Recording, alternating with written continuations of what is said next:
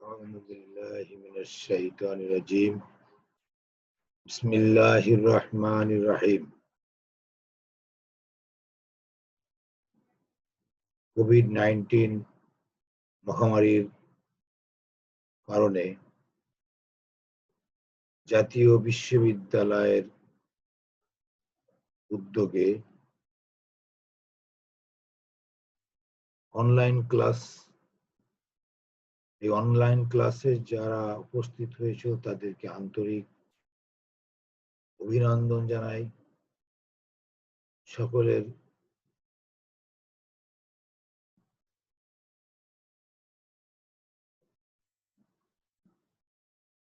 সকলকে আজকের ক্লাসে স্বাগতম। প্রিয় ছাত্রছাত্রীরা, সকলেই নিশ্চয়ই অবগত আছে করোনাকালীন শিক্ষা কার্যক্রম চলমান রাখার স্বার্থে জাতীয় বিশ্ববিদ্যালয়ের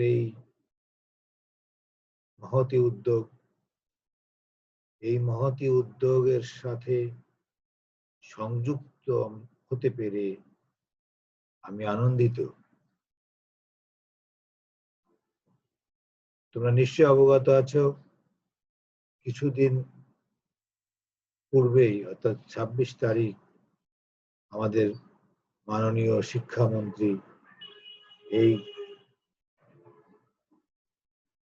ডিজিটাল ক্লাস অর্থাৎ ভার্চুয়াল ক্লাসের উদ্বোধন করেছেন এবং ইতিমধ্যে বিপুল সংখ্যক লেকচার জাতীয় বিশ্ববিদ্যালয় বিভিন্ন সাবজেক্টের উপরে জাতীয় বিশ্ববিদ্যালয়ে জমা পড়েছে, যেগুলো তোমাদের জন্য খুবই উপকারী বলে বিবেচিত হবে এবং একটি শিক্ষা জগতের জন্য এই যে উদ্যোগ গ্রহণকারীরা এবং এই উদ্যোগের সাথে আমরা যারা যুক্ত হতে পেরেছি সকলেই আমরা গর্বিত, আনন্দিত। কারণ বাংলাদেশের শিক্ষা জগতের একটি মাইল ফলক হিসেবে এটি পরিচিতি লাভ করবে ইনশাআল্লাহ। সবাইকে স্বাস্থ্যবিধি মেনেই চলতে হবে, এই আহ্বান রেখে আজকের আলোচনার সূচনা পর্বে ইসলামের ইতিহাস ও সংস্কৃতি বিভাগের অনার্স 4র্থ শ্রেণীর ছাত্রছাত্রীদেরকে আহ্বান জানাচ্ছি যে তোমরা মনোযোগ সহকারে আলোচনাটি শ্রবণ করবে ইনশাআল্লাহ। আজকের কোর্সের নাম 24-1601 খেলাফত ভারতের সুলতানীয় মুঘল আমল।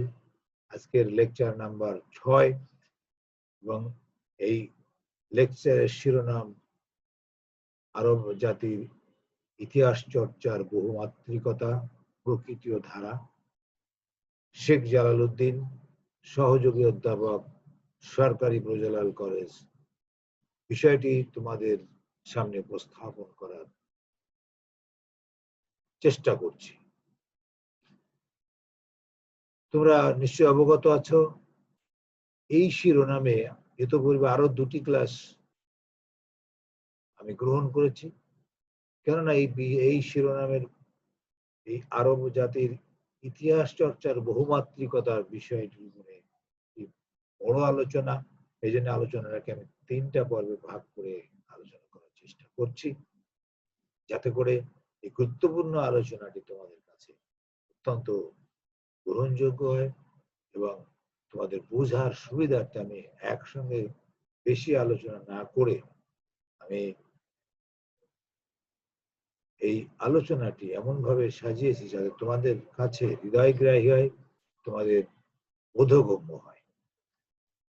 প্রিয় শিক্ষার্থীরা, সেই আমরা আলোচনার গত ক্লাসে আমরা এই ব্যক্তির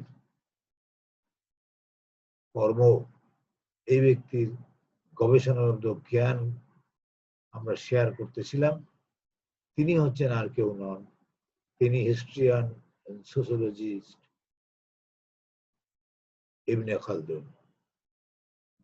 ইবনে খালদুন তার বাস্তব অভিজ্ঞতা লব্ধ জ্ঞানের সমাবেশ ঘটিয়েছেন তারই রচিত গ্রন্থ আসাবিয়া তত্ত্বে। আমরা ইতিহাস পাঠ থেকে যে জ্ঞানটি লাভ করেছি তার সম্পর্কে, যে তিনি ব্যক্তিগত জীবনে মানুষের মুখের কথার উপরে নির্ভর করে কোনো তথ্য সহজে দেন নাই, তাকে যাচাই বাছাই করেছেন, বিভিন্ন দেশ ভ্রমণ করেছেন, দেশ ভ্রমণ করে সেই দেশ ভ্রমণ করে অভিজ্ঞতা লব্ধ জ্ঞানকে তিনি আমাদের মাঝে তুলে ধরার চেষ্টা করেছেন এবং এই অভিজ্ঞতা জ্ঞান লব্ধ জ্ঞানকে তিনি সংরক্ষণ করেছেন এবং সেটাকে ভবিষ্যৎ প্রজন্মের কাছে তুলে ধরার জন্য চেষ্টা করেছেন। বিভিন্ন জ্ঞানী গুণী ব্যক্তিদের মধ্যে তারাই শ্রেষ্ঠ যারা তাদের জ্ঞানকে ভবিষ্যতের প্রজন্মের উপকারে আসতে পারে, ভবিষ্যতের পথ রচনা করতে পারে, সেই ধারা যারা সৃষ্টি করে গেছেন তারাই হচ্ছেন প্রকৃত সাধক, তারাই হচ্ছেন এই বিষয়ের মাস্টার মাইন্ড। আমরা বলতে পারি ইতিহাস চর্চারও মাস্টার মাইন্ড বলা যায়। ইতিহাস চর্চার একটা গুরুত্বপূর্ণ ধারায় তিনি বিচরণ করেছেন। তিনি শুধু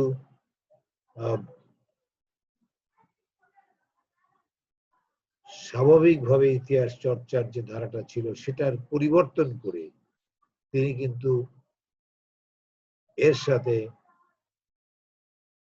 সমাজ বিজ্ঞানের তত্ত্ব তৈরি করেছেন এবং সমাজ বিজ্ঞানের দৃষ্টিতে, একজন সমাজ বিজ্ঞানের দৃষ্টিতে ইতিহাস কেমন হওয়া উচিত, ইতিহাস চর্চা কেমন হওয়া উচিত, এর উপরে তিনি মূলত ভূমিকা পালন করেছেন এবং ব্যাপক ভূমিকা, তার যে ব্যাপক ভূমিকা এর উপরে, সে ব্যাপক ভূমিকার ফল বা ফসল আমরা আজ ভোগ করছি এবং এই ফসলটা হচ্ছে মূলত তার আসাবিয়া তত্ত্ব। এই আসাবিয়া তত্ত্বে তিনি অনেক বিষয়ের সমাবেশ ঘটিয়েছেন যা আমাদেরকে ইতিহাস বিজ্ঞানের প্রকৃত জ্ঞান অনুধাবনের জন্য বিশেষ সহায়ক ভূমিকা পালন করে। এখন আমরা আজকের আলোচনা শুরু করব ইবনে খালদুনের দর্শন ও আসাবিয়া, দর্শন আসাবিয়া ও সমাজতত্ত্ব এই বিষয়টি নিয়েই। তিনি তার আসাবিয়া তত্ত্বে জ্ঞানের তিনটি উৎস বলে চিহ্নিত করেছেন। ক এবং খ অর্থাৎ 1 এবং 2 তিনি বলছেন তার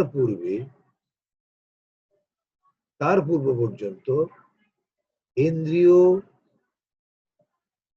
ও বুদ্ধিকে শুধুমাত্র জ্ঞানের বা জ্ঞান হাসিলের প্রধান মানবিক উৎস হিসেবে বিবেচনা করেন, কিন্তু তিনি ওহী ও প্রত্যাদিষ্ট জ্ঞানের বাইরে মানব গোষ্ঠীর চিন্তার ক্রমবিকাশের ধারায় ইতিহাসকে জ্ঞানের তৃতীয় উৎস হিসেবে সংযুক্ত করেছেন।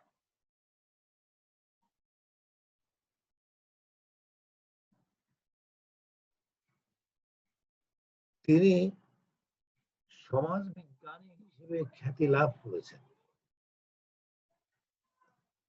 ইতিহাসকে কেবল কোন ব্যক্তি বিশেষের কার্যকলাপের বিবরণ হিসেবে দেখেননি,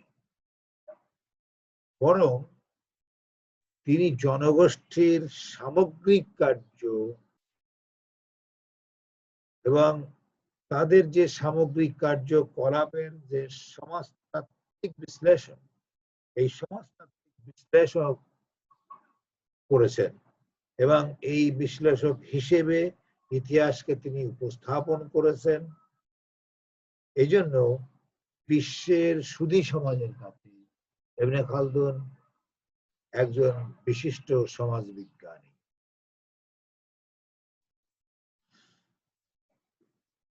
তার অমর কীর্তি একটি বিখ্যাত গ্রন্থ কিতাব আল ইবার ও দেওয়ান আল মুবতাদা ওয়া আল খবর ফি আইয়াম আল আরব ওয়া আল আজম ওয়া আল বারবার। এটা প্রখ্যাত গ্রন্থ, সংক্ষেপে কিতাবুল ইবার বলা হয়, এবং তার প্রথম মানে ভূমিকাকে আল মুকাদ্দিমা বলা হয়। তার এই যে গ্রন্থটি, এই গ্রন্থটি মূলত ইতিহাস, দর্শন, সমাজ বিজ্ঞানের একটি বিশাল সমাবেশ, যার মাধ্যমে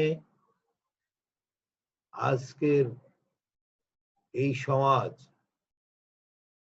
এই আধুনিক সমাজ, তাদের ইতিহাস চর্চা শুধু নয়, তাদের দর্শন, সমাজ বিজ্ঞানের ব্যাপক উপকারিতা লাভ করেছে। তার আল মুকাদ্দিমার প্রশংসা করে বিখ্যাত পাশ্চাত্য ঐতিহাসিক আর্নল্ড টয়েনবি এটিকে the greatest work of its kind that have even been created, ever been created by any mind in any time or place বলেছেন। অর্থাৎ তার এই গ্রন্থটি এতই গ্রহণযোগ্য ছিল যে এই ধরনের বড় বড় ঐতিহাসিকরা, সমাজ বিজ্ঞানীরা তিনি আল মুকাদ্দিমার যে ইতিহাসের উদ্দেশ্য সম্পর্কে দুটি দৃষ্টিকোণ থেকে তিনি বলেছেন এটাকে বিচার করতে বা দৃষ্টিকোণ থেকে নিরীক্ষা করতে বলেছেন। এটা মূলত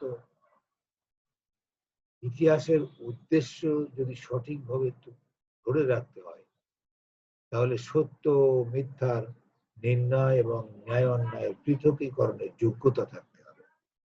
তিনি ইতিহাস উপস্থাপন করবেন, তাকে সত্য মিথ্যার নির্ণয় করার মতো যোগ্যতা থাকতে হবে, এবং এটাকে পৃথক করতে হবে কোনটি সত্য, কোনটি মিথ্যা, কোনটি গ্রহণযোগ্য, কোনটি গ্রহণযোগ্য নয়। এবং তাকে এই কাজটি করতে গেলে তাকে নিজেকে সৎ হতে হবে এবং নিজেকে সৎ জীবনযাপন করতে হবে। সৎ জীবন ছাড়া নিজের নৈতিক মানদণ্ড যদি উন্নীত না হয়, তাহলে তিনি সঠিক ইতিহাস চর্চা করতে পারবেন না, সত্যের সন্ধান তিনি পাবেন না, তিনি সত্য মিথ্যার পার্থক্য করতেও পারবেন না। ইতিহাসের মহৎ লক্ষ্যে পৌঁছতে হলে কয়েকটি গুণ থাকার প্রয়োজন বলে বিশ্বাস করেন। যে বিষয়ে ইতিহাস লিখছেন তার সাথে সম্পর্কে সঠিক ধারণা থাকতে হবে। তার কি, যে বিষয়ে ইতিহাস লিখছেন ওই বিষয়টি সম্পর্কে ঐতিহাসিকের প্রজ্ঞা থাকতে হবে, সঠিক ধারণা থাকতে হবে। তিনি শুধু লোকশ্রীতির উপরে লিখেই দেবেন, এটাও ঠিক নয়। তিনি সেখানে প্রয়োজনে ভ্রমণ করবেন এবং সঠিক তথ্য না পাওয়া পর্যন্ত সেটা লিখবেন না। তাহলে তাকে এই বিষয়ে তাকে ব্যাপক অধ্যয়ন করতে হবে, অনুশীলন করতে হবে। এবং আরেকটি বলছেন, জ্ঞানের বিভিন্ন শাখায় তাকে পারদর্শী হতে হবে। একটি শুধু ইতিহাসের মধ্যে বিচরণ করলে হবে না, তাকে জ্ঞানের অন্যান্য শাখায় পারদর্শিতা অর্জন করতে হবে, বিভিন্ন শাখায় তাকে বিচরণ করতে হবে। তাকে অবশ্যই নিরপেক্ষ স্বচ্ছ দৃষ্টিভঙ্গির অধিকারী হতে হবে। তিনি যদি পক্ষপাতিত্ব গ্রহণ করেন, তিনি পক্ষপাত শূন্য না হন, তাহলে কিন্তু স্বচ্ছ দৃষ্টিভঙ্গি আসবে না, সঠিক ইতিহাস তার কাছ থেকে গ্রহণ করা যাবে না। আমরা দেখেছি যে হাদিস গ্রহণের ক্ষেত্রেও এরকম ভাবে এই বিষয়টির উপর অত্যন্ত গুরুত্ব দেওয়া হয়েছিল যে একজন হাদিস যিনি বর্ণনা করবেন তার চারিত্রিক মাধুর্য কেমন, তার ব্যক্তিগত জীবন কতটা নির্ভরযোগ্য, সেগুলির উপর নির্ভর করে হাদিস গ্রহণ করা। তাহলে এখানে ইতিহাসে যিনি তার লব্ধ জ্ঞান প্রতিষ্ঠিত করতে চাইবেন তাকে কিন্তু ওরকম যাচাই বাছাইয়ের দৃষ্টিতে সঠিক হতে হবে। ঐতিহাসিকের বলিষ্ঠ চরিত্র থাকতে হবে, তার চারিত্রিক বলিষ্ঠতা থাকতে হবে। চারিত্রিক বৈশিষ্ট্য যদি অত্যন্ত বলিষ্ঠ না হয় তাহলে কিন্তু তিনি ইতিহাস চর্চা করতে পারবেন না, এবং তার ইতিহাসটি মূলত প্রকৃত মানদণ্ড প্রাপ্ত হবে। এখন আমরা আসি 7 নম্বর পয়েন্টে, অর্থাৎ ইতিহাসের লক্ষ্য ও ঐতিহাসিকের গুণাবলী তখনই কার্যকর হবে যখন বিশেষ পদ্ধতিতে অনুসৃত হয়ে তার প্রয়োগ হবে। এগুলো হলো, আমি নিচে বলছি তোমাদেরকে কয়টি বিষয়। এখানে বলছেন ঐতিহাসিক ঘটনাসমূহকে সমকালীন রাজনৈতিক প্রেক্ষাপটে বিশ্লেষণ করে কার্যকারণ নির্ধারণ করতে হবে। ঐতিহাসিক ঘটনাসমূহকে তৎকালীন সমাজ ও সমাজ ব্যবস্থার মানদণ্ড বিচার করতে হবে। ঐতিহাসিক ঘটনাসমূহকে প্রাকৃতিক পরিবেশে প্রতিষ্ঠিত মানব সভ্যতার মাপকাঠিতে বিবেচনা করা এবং শুধুমাত্র বর্তমানের মানদণ্ডে অনুপস্থিতি বিবেচনা করা যাবে না।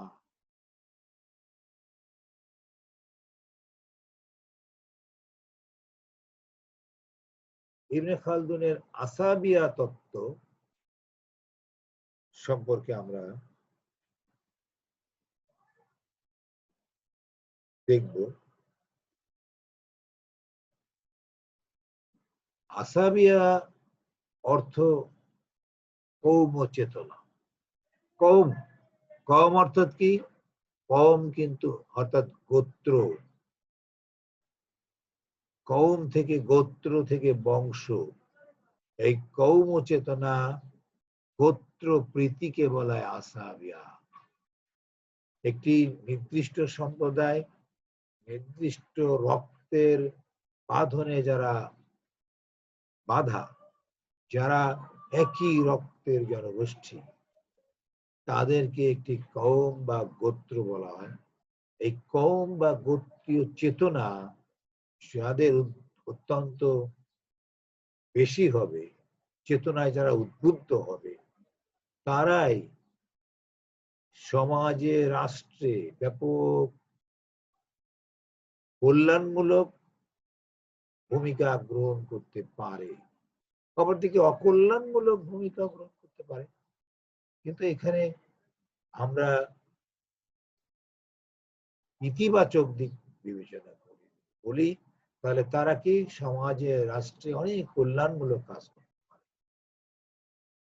রাষ্ট্র গঠনে ও সমাজ কাঠামোনে যে তৈরিতে একই রক্তের জনগোষ্ঠী কার্যকর ভূমিকা গ্রহণ করতে পারে। কারণ ওই জনগোষ্ঠীর মধ্যে একটি ঐক্য, একটি সংহতি থাকে। তারা জাতীয়তা বোধ অক্ষুণ্ণ রাখতে যে ভূমিকা গ্রহণ করতে পারে, অন্য মিশ্রিত রক্তের জনগোষ্ঠীরা তা কিন্তু পারবে না। যারা বিভিন্ন গোত্র থেকে একত্রিত হবে, তাদের তুলনায় একই রক্তের জনগোষ্ঠীরা অনেক বেশি ভূমিকা গ্রহণ করতে পারে।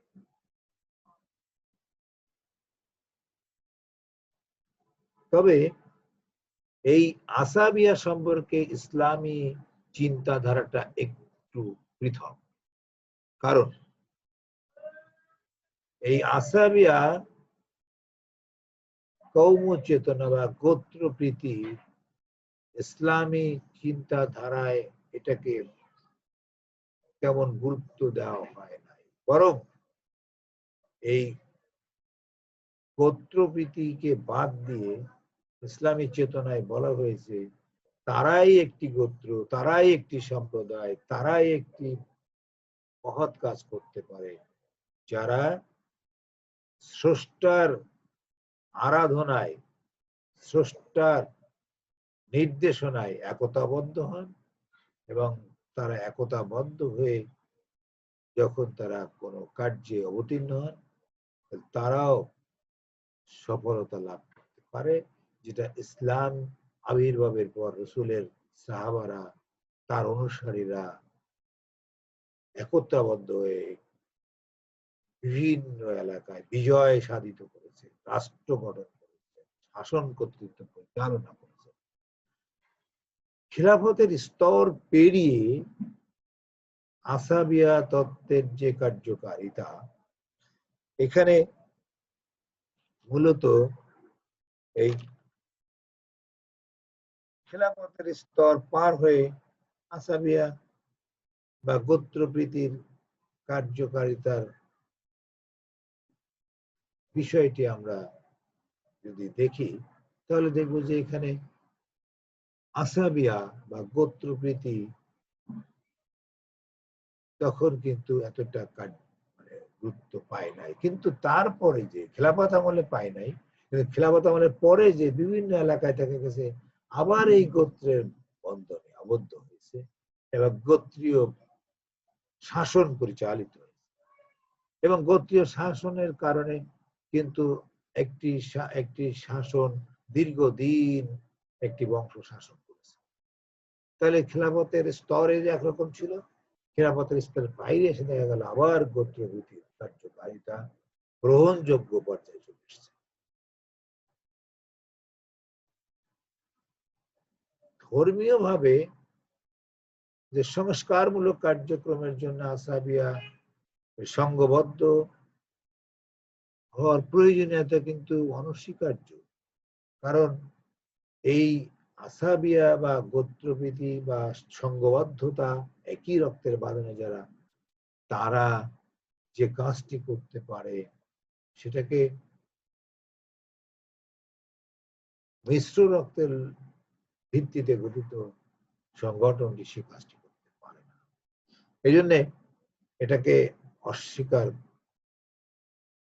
করা যায় না, এটাকে স্বীকার করতেই হবে। রাষ্ট্র সমাজ গঠনে প্রধান উপাদান আসাবিয়া, আর দ্বিতীয় উপাদান আছে আসাবিয়া ও ধর্ম। অর্থাৎ তোমার গোত্র প্রীতি থাকবে, সে সাথে ধর্মীয় অনুভূতি থাকতে হবে। ইসলামী রাষ্ট্রে গোত্র বংশের মর্যাদা থেকে ধর্মীয় বাঁধনে যারা আবদ্ধ, যারা একতার বন্ধনে আবদ্ধ, ঐক্যের বন্ধনে আবদ্ধ, যারা তাওহীদের বন্ধনে আবদ্ধ, তারাই হচ্ছে আসাবিয়ার প্রকৃত যে গুরুত্ব, প্রকৃত যে দাবি সে দাবি পূরণ করতে পারে। এই জন্য বলা হয়েছে যে গোত্রপ্রীতির সাথে যদি ধর্মীয় অনুশাসন মেনে চলা হয় তাহলে আসাবিয়া বা গোত্রপ্রীতির যে উদ্দেশ্য, সে উদ্দেশ্য সফল হবে।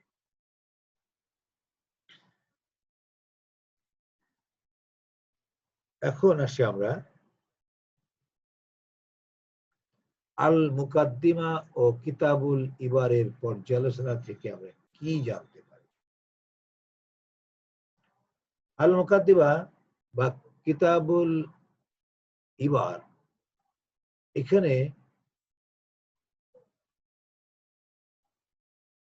তিনি সমাজ, রাষ্ট্র, সভ্যতার এক জৈব ব্যাখ্যা প্রদান করেছেন। মানুষের যেমন শৈশব আছে, যৌবন আছে, বার্ধক্য আছে, এই তিনটে পর্যায় যখন মানুষের জীবনে আছে, তেমনি একটি সামাজিক সংগঠন ও রাষ্ট্রেরও তিনটে স্তর আছে। এর প্রথম স্তরে জাতীয় ঐক্য ও রাষ্ট্র জয়ের নেশায় দেশ জয়, শাসন শৃঙ্খলা সুদৃঢ় করার ব্যবস্থা। দ্বিতীয় স্তরে সভ্যতা ও সংস্কৃতি এবং বিলাসিতার সময়কাল। তৃতীয় স্তরে অবক্ষয় ও পতনের যুগ। প্রথম স্তরে কি হচ্ছে? আসাবিয়া বা ঐকম চেতনার, দেখো এখানে এসে মানুষকে হচ্ছে জাতীয় ঐক্য তৈরি করছে, এবং জাতীয় ঐক্য তৈরি হলে তারা গোত্রপ্রীতি বা আসাবিয়ায় তারা কি হচ্ছে? এক হচ্ছে, তখন তারা একটি ক্ষমতা প্রতিষ্ঠা করার জন্য চেষ্টা করছে।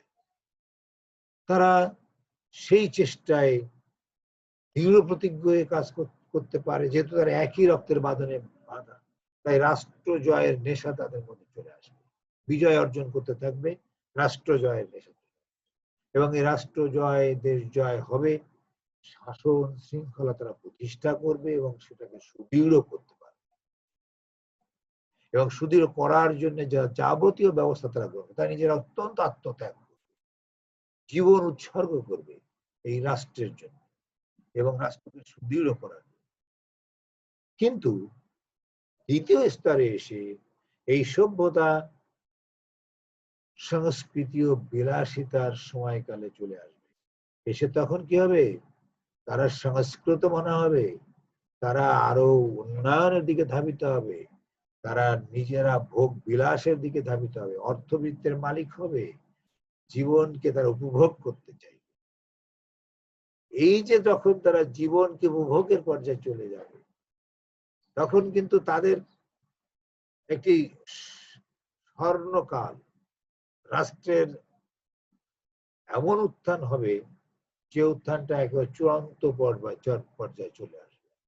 ওই পর্যায়ে তাদের মধ্যে বিলাসিতা, বিভিন্ন রকম ভোগ, তাদের অনেক, তাদের মধ্যে থেকে এমন এমন লোক তৈরি হবে যারা শুধু ভোগ বিলাসিতার্থ নিয়োগ করবে, তারা শুধু বিভিন্ন আনন্দদায়ক অনুষ্ঠানের মধ্যে চাইবে, এবং তাদের মূলত যে আসল যে উদ্দেশ্য নিয়ে তারা রাষ্ট্র গঠন করেছিল, যে চেতনা নিয়ে, সেই চেতনা, যে চেতনা নিয়ে গঠিত হয়েছিল, একতাবদ্ধ হয়েছিল, সেই চেতনা ধীরে ধীরে লোপ পাবে।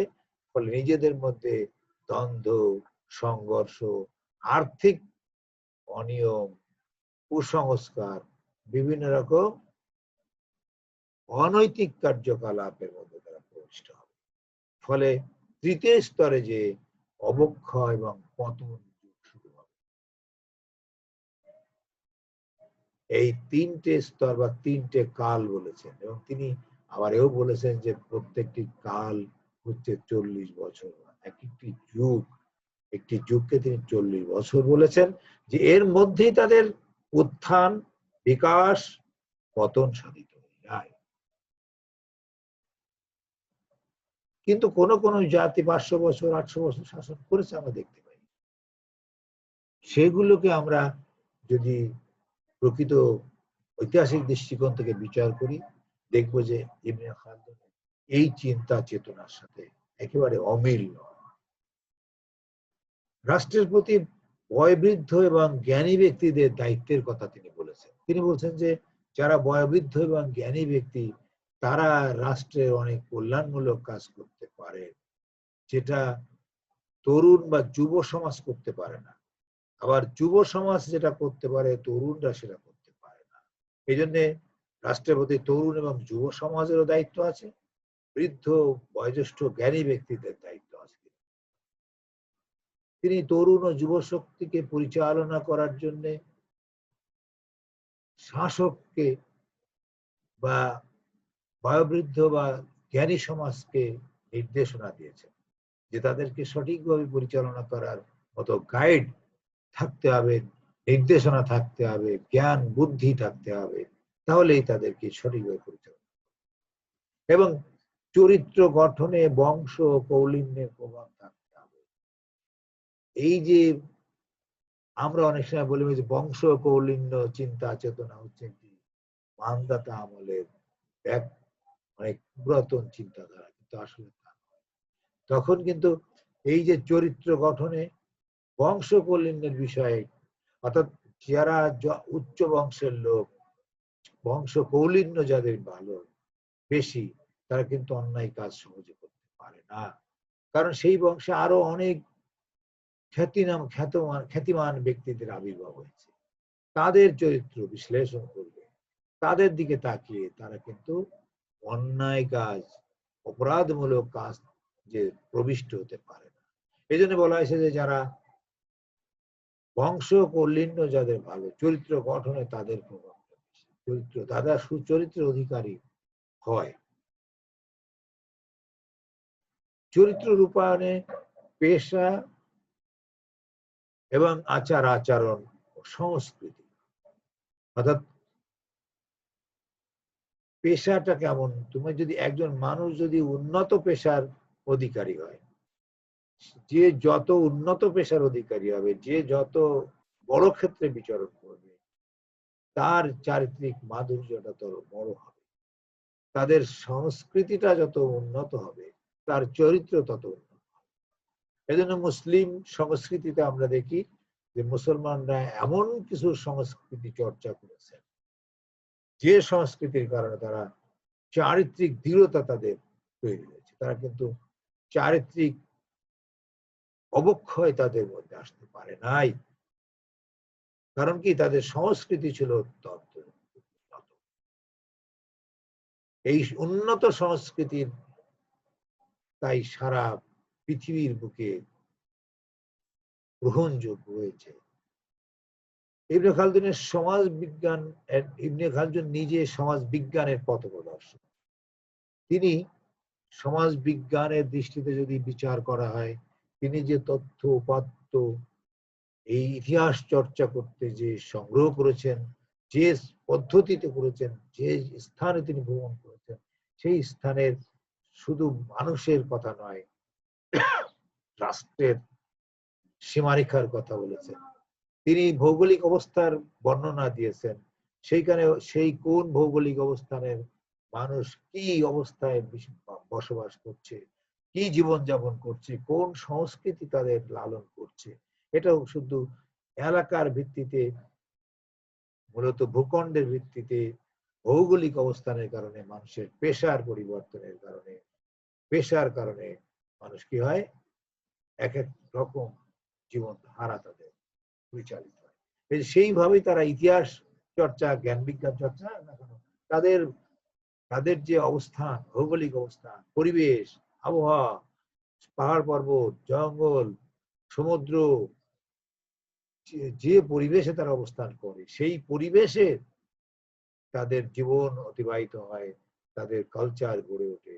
ইবনে খালদুন সেজন্য বিভিন্ন এলাকা ভ্রমণ করেছেন, রাষ্ট্র ভ্রমণ করেছেন, সেই এলাকায় ভ্রমণ করে সেই এলাকার মানুষের তথ্য, জীবনধারা উপস্থাপন করেছেন, এবং সেজন্য তিনি সমাজ বিজ্ঞানের মানে একজন পথ প্রদর্শক বলা যায়। পরবর্তীতে সমাজ বিজ্ঞানে ব্যাপক জ্ঞান গবেষণা করেছেন, তারা তার এই কিতাবুল ইবারের থেকে অনেক তথ্য সংগ্রহ করেছেন এবং নির্ভরযোগ্য তথ্য বলে তারা এটাকে প্রমাণ করেছেন। পরিশেষে বলা যায় যে ইতিহাস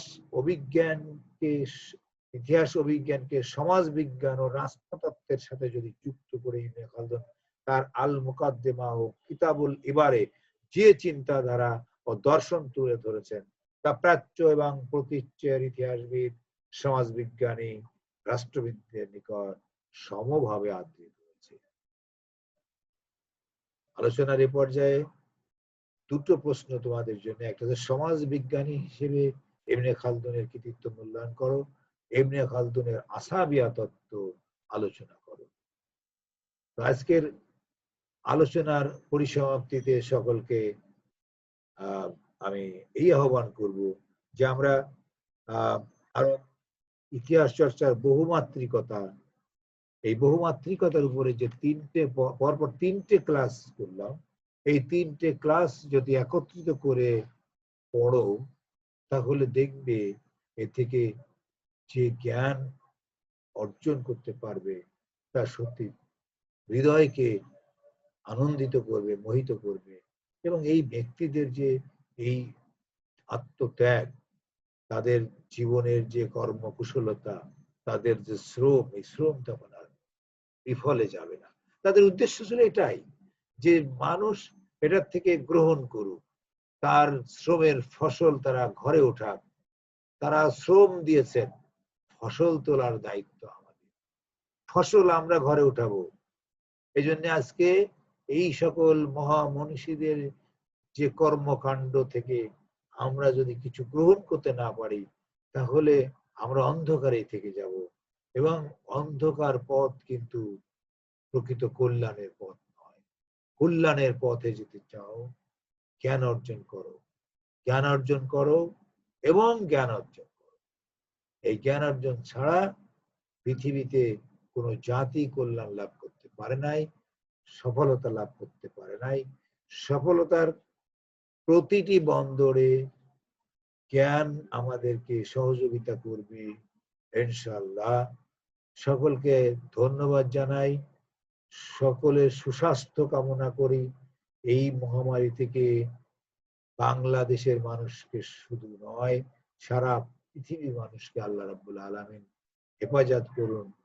এবং আবারও এই ক্লাসের যে আয়োজক জাতীয় বিশ্ববিদ্যালয় এবং তার সাথে সংযুক্ত আমাদের বর্তমান ভিসি মহোদয়, আমাদের মাননীয় শিক্ষামন্ত্রীর একটি গুরুত্বপূর্ণ কর্মকুশল সিদ্ধান্ত যেটা এখন বাস্তবায়িত হচ্ছে, এই জন্য আমি তাদের সুস্বাস্থ্য কামনা করি। তাদেরকে আন্তরিক অভিনন্দন জানিয়ে আজকের আলোচনা শেষ করছি। ধন্যবাদ সকলকে। আল্লাহ হাফেজ।